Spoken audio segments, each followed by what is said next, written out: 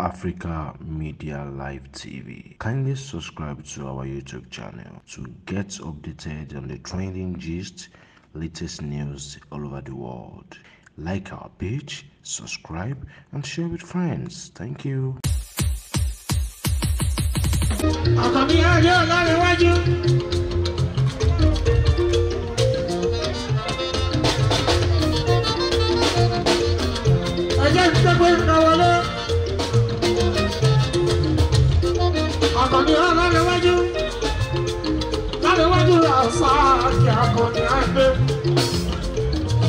Alias money money.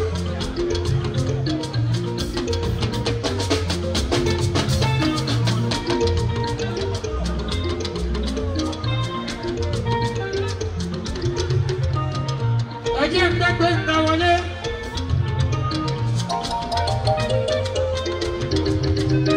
Oh, my God, oh,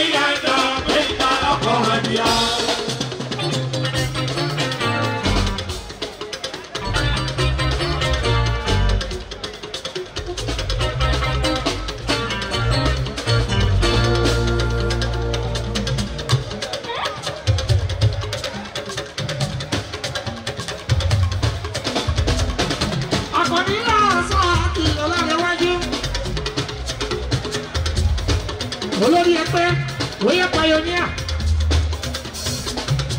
Ẹgbẹ́ àwọn olówó nílùú Kogi.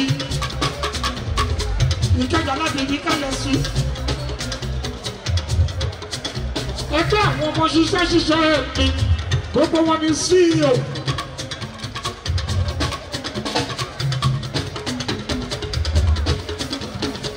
Ẹgbẹ́ incoming CJ.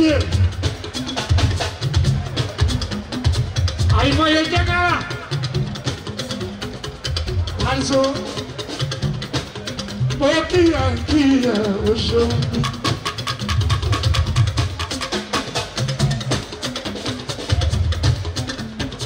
Mama kẹlẹbẹtù mo máa kí ẹ wà sún ayé. Ẹgbẹ́ àwọn olówó bílíọ̀nìyà tó pọ̀ nínú ẹgbẹ́ arábàbí.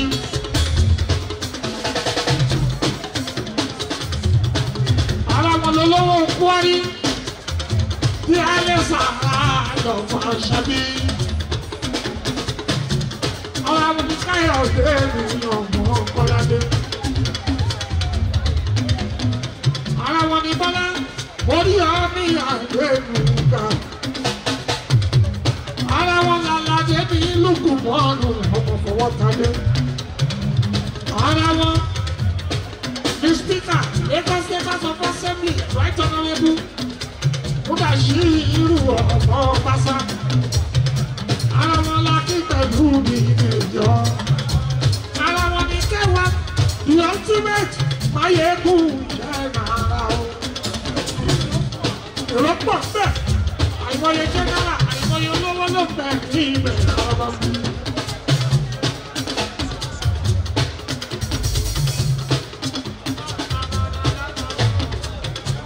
Africa Media Live TV. Kindly subscribe to our YouTube channel to get updated on the trending gist, latest news all over the world. Like our page, subscribe, and share with friends. Thank you.